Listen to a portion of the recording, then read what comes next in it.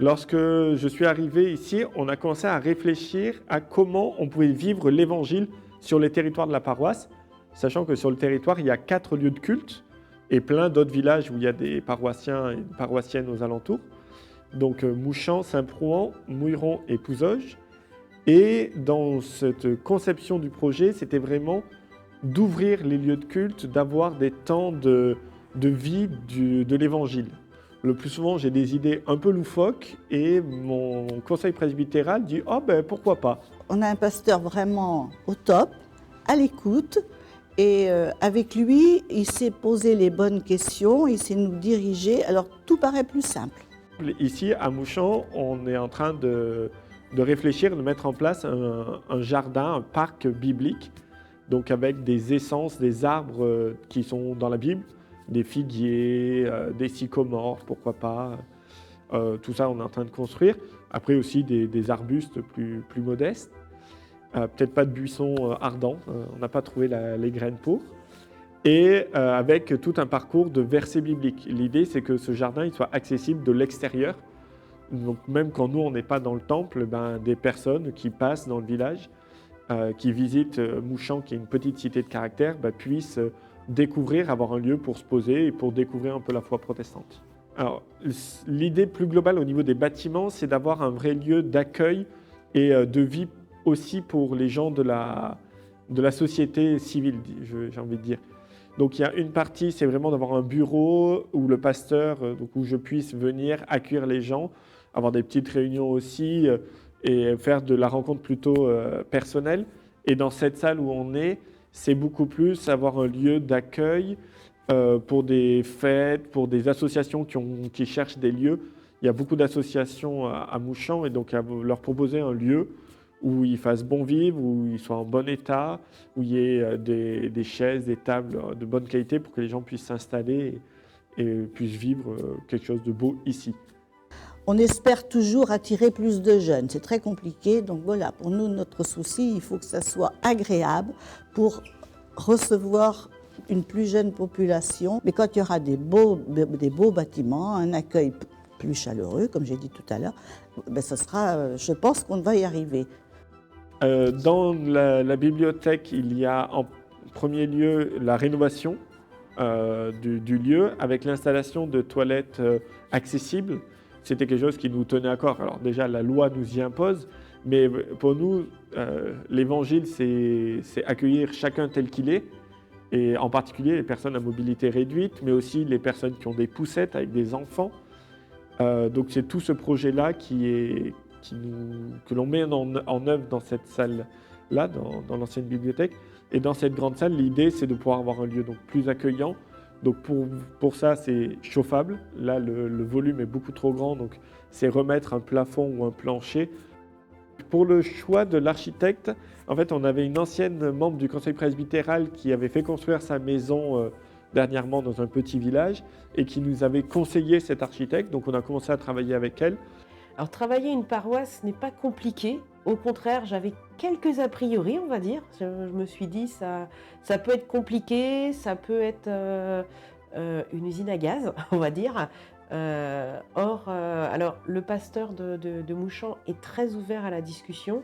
Par contre, il faut vite se rendre compte que il faut beaucoup détailler le côté technique parce que ce ne sont pas des sachants au niveau constructif.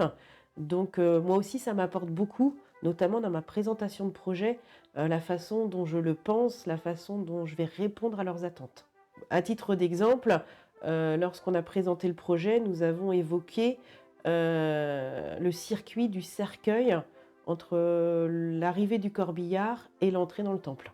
Comme contrainte, il y a des largeurs d'allées à respecter pour notamment le cortège funéraire. Il y a des longueurs de paliers à respecter pour les porteurs du cercueil. Voilà, il y a des aspects plutôt techniques ou fonctionnels à prendre en compte dans le projet. Je ne suis pas sûr que l'architecte ait besoin d'être chrétienne. Je crois que ce n'est même pas du tout le cas.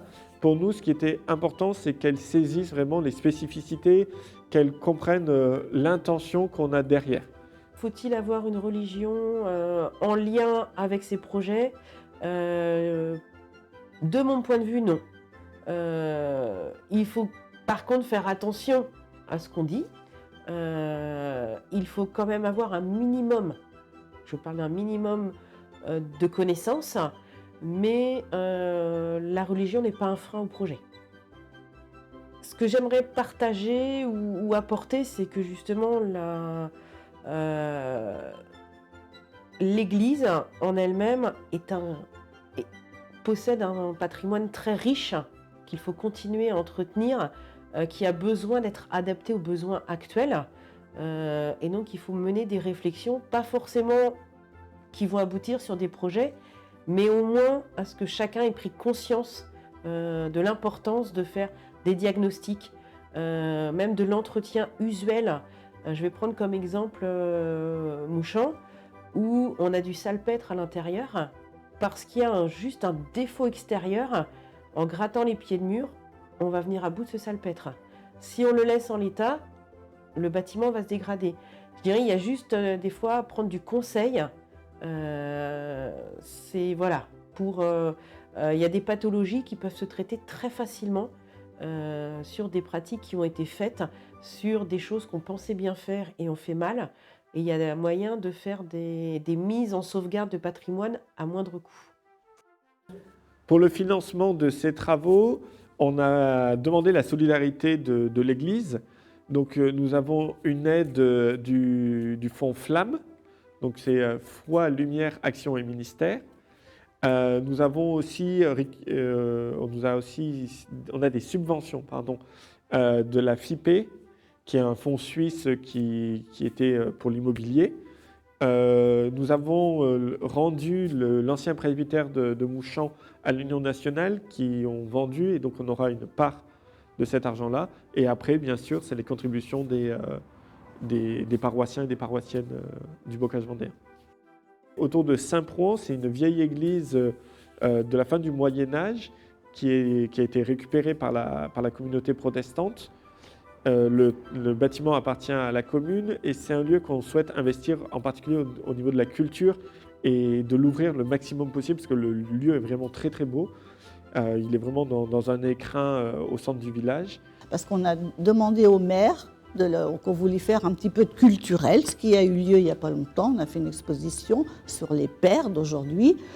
Et ça concorde très bien, parce qu'il y a la bibliothèque, les enfants qui viennent dans le temple, c'est vrai que ça fonctionne bien. Et le dernier lieu, c'est à Mouilleron-en-Paré, où là c'est un très très grand temple, et le conseil presbytéral est en grande réflexion pour savoir qu'est-ce que l'on va faire et du temple et des salles annexes, de comment on peut vivre l'évangile là-bas. Le conseil presbytéral s'est saisi de la question de comment vivre l'évangile, cette bonne nouvelle de Dieu pour le monde, un peu grâce à des outils que j'ai empruntés au scoutisme. J'ai fait beaucoup de scoutisme. Et donc ces outils d'analyse, de rêve, de moyens, de contrôle, d'objectifs opérationnels, c'est ça qui nous a un peu guidés dans la démarche de la réflexion, de comment on met les choses en place pour vraiment annoncer l'évangile là où on vit.